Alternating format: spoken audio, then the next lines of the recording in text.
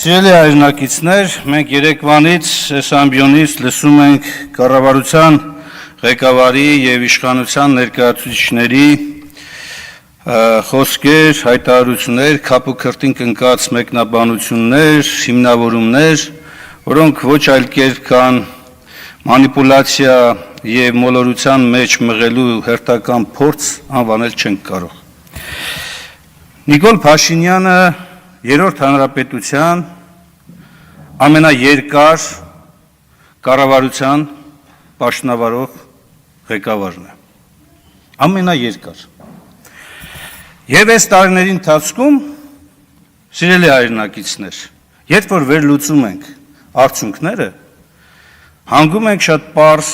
մի հետևության։ Ամենաանհաջող,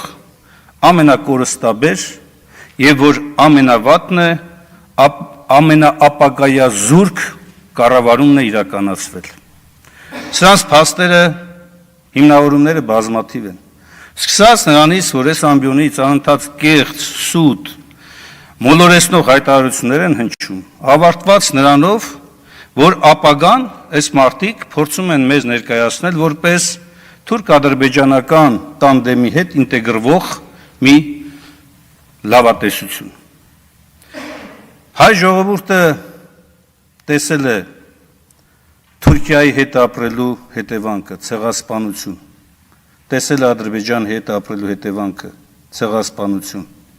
Հիմա դուք նորից մղում եք մեր ժողովրդին ցեղասպանության նոր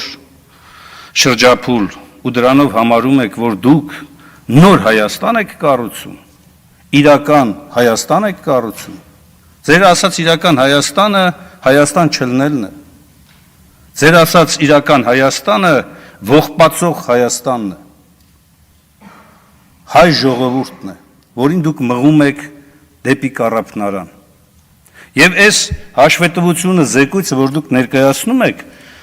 ակնհայտորեն պատրաստվելով հաջորդ ընտրական գործընթացին, որովհետև ուրիշ կերպ ես չեմ կարող բացատրել այն կեղծիքներն ու մանիպուլյացիան, որ հնչում են այստեղ։ Օրինակ հայտարարում եք, որևէ 7 տարի Հայաստանի որևէ իշխանության չի հաջողվել պետական բյուջեի եկամուտները կրկնապատկել։ Լսեք, այդքան պարզ, սուտ, որտեղից եք կարողանում հնարել։ Դա վերցրեք վիճակագրության պաշտոնական հրապարակված տեղեկությունները։ Օրինակ 2000-2007 թվական պետական բյուջեի եկամուտներն ու տրանսֆերտները աճել են 4.5 անգամ։ Վերցրեք 2008-2000, չգիտեմ, 17-18 թվականներ, մինչև ձեր իշխանության գալը։ 1.9 անգամ, շուրջ 2 անգամ աճել է։ Դուք ոչ լիարժեք 2 անգամ էլ աճեցնելու կոնցեպտը ներկայացնում եք մի այնպիսի աննախադեպ երևույթ, եւ այն էլ ոչ ավել ոչ պակաս պետական պարտքի կրկնապատկման պայմաններում։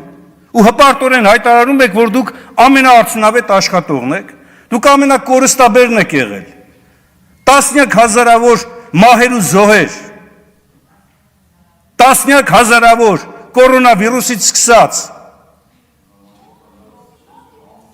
ձեր կառավարման տարիների արդյունքն է սա,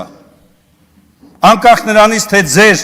բժշկական կամ ոչ բժշկական միջամտությունը ինչ աշխան եղել, պատասխանատուն դուք եք, դուք, երբ որ տնտեսական ինչ-որ թռիչքների մասին են խոսում, այն դեպքում,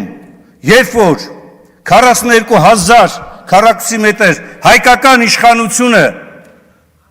առնվազն 14,000-ով, 13,000-ով նվազել է ու համարում եք, որ դա տնտեսական ձեռքբերման համար լավ հիմք է, սա աբսուրդ է, սա տնտեսագիտության կանոնների այն նվազագույն չափանիշին չի բավարարում։ Այսինքն դուք ուզում եք ասեք, որ Արցախ այն ժամանակ, երբ որ կար, մեր տնտեսության պոտենցիալն ու հնարավորությունները ավելի քիչ էին, քան հիմա։ Այդ ինչ է կարել, որ փոքր ռեսուրսների պայմաններում ստացել եք ավելի մեծ արդյունք։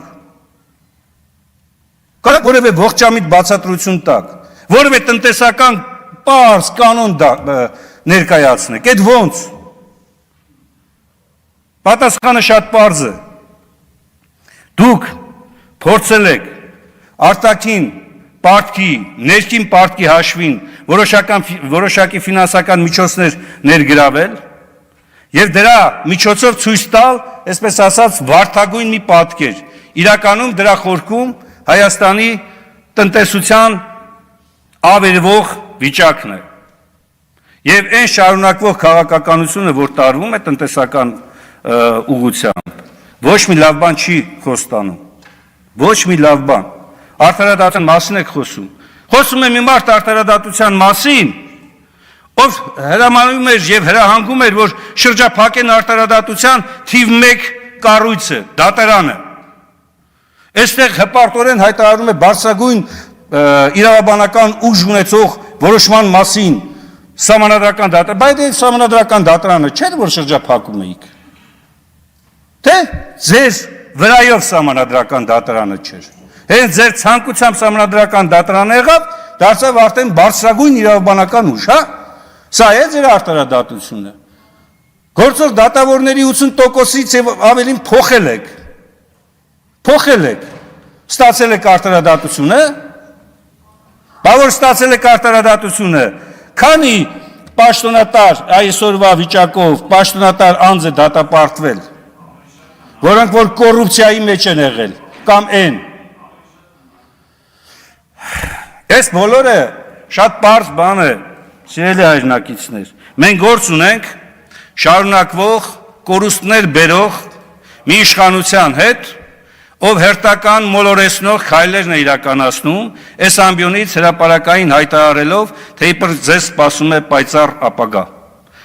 Այս իշխանության շարունակման պարագայում ոչ միայն ապագան պայծառ չի լինում, վաղվա օրն է մթագնելու։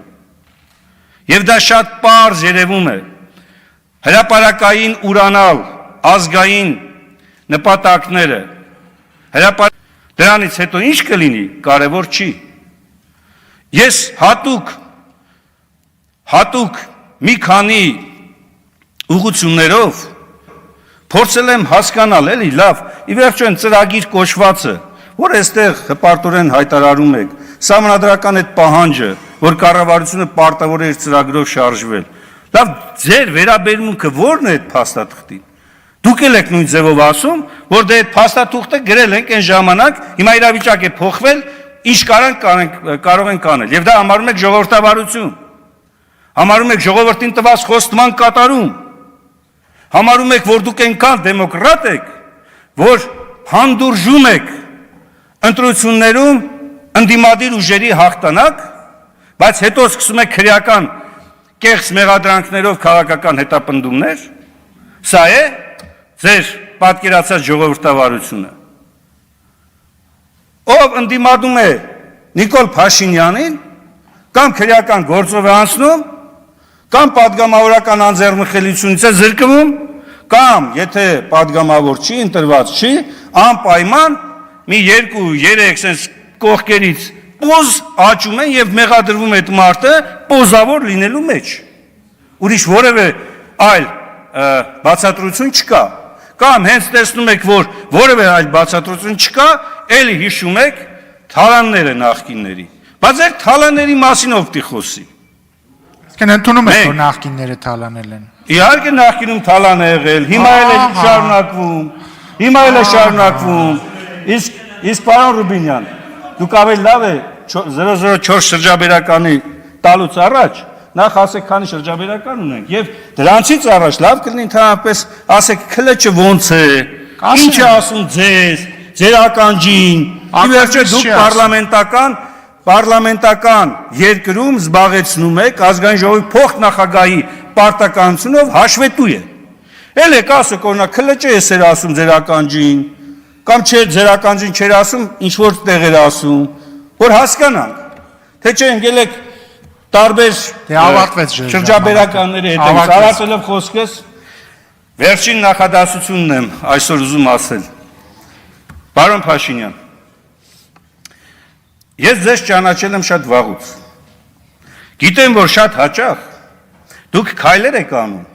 հետո նոր եք հետ գալիս, մտածում պետք էր այդ քայլը, թե չէ։ Մի անգամ խնդրանք ունեմ ձեզ։ Այս անգամ ել եք այս ամբիոնից ու ասեք, որ ժողովուրդ,